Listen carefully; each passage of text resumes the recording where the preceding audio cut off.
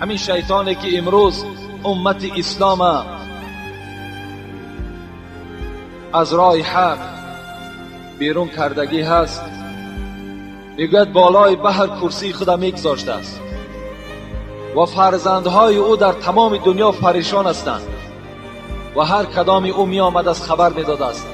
ای سردار، امروز من یک مرد مسلمان را وسواس کردم و او به زنا مبتلا شد. این سردار چی می گفته است؟ می گفته است نه آنقدر کاری بزرگی را انجام دادی. باز دیگری می آمد است: ای سردار، امروز من یک نفری مسلمان را نگذاشتم که در نماز 5 وقته در نماز جماعت اشتراک کنه. سردار می گفته است نه آنقدر کاری بزرگی را انجام دادی. دیگری می آمد است می گفته است: ای سردار، من یک مرد را چنان وسواس کردم که بار هم نماز نمی خواند. سردار می گفته است نه آنقدر کاری بزرگی را انجام دادی. این کار سهل است، این کار آسان است. دیگرش می آمد است می گفته است: ای سردار، امروز من یک بنده مسلمان را چنان وسواس کردم که حتی دستی به قتل زد، یک برادر مسلمان شب به قتل رسانید. این شیطان می گفته است نه آنقدر بزرگی را انجام دادی.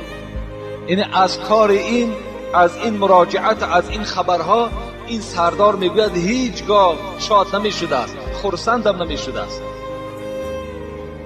وقتی میگوید یک نفر دیگر می آمده است از فرزندهای شیطان، می گفته است: ای سردار، امروز من یک جوان را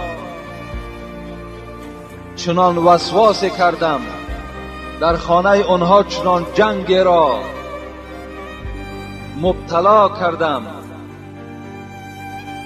که وی مرد عاقبت زن خود طلاق داد.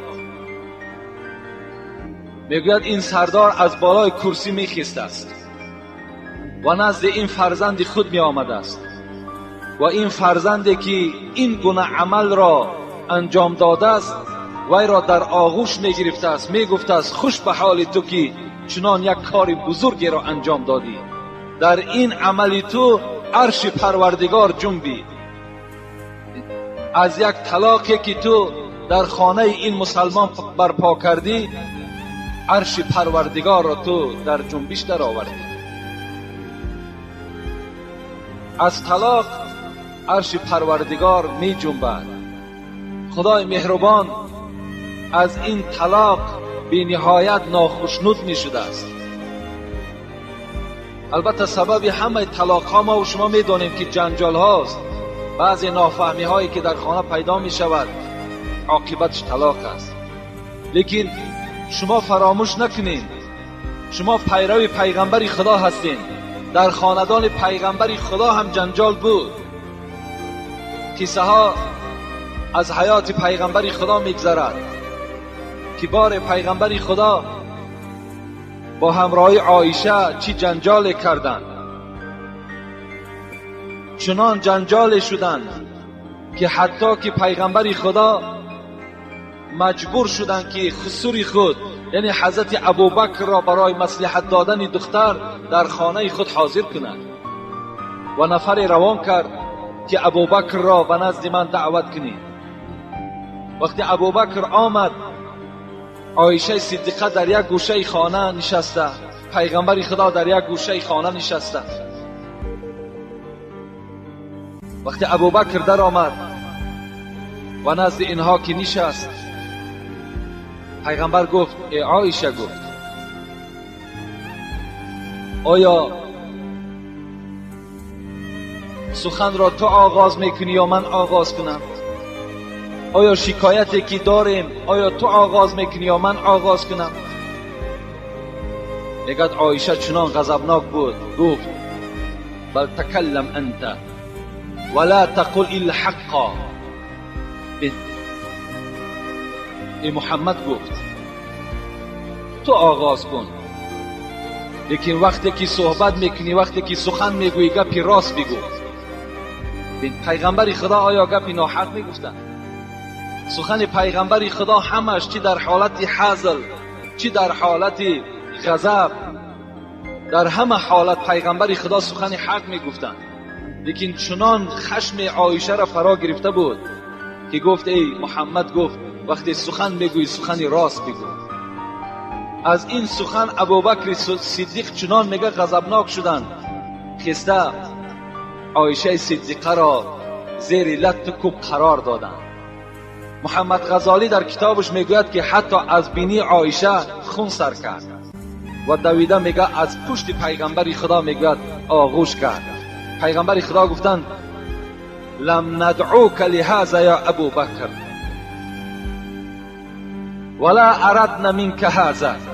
ای ابو بکر، من تو را برای این فریاد نکردم که بینی عایشه را خون آلود کنی.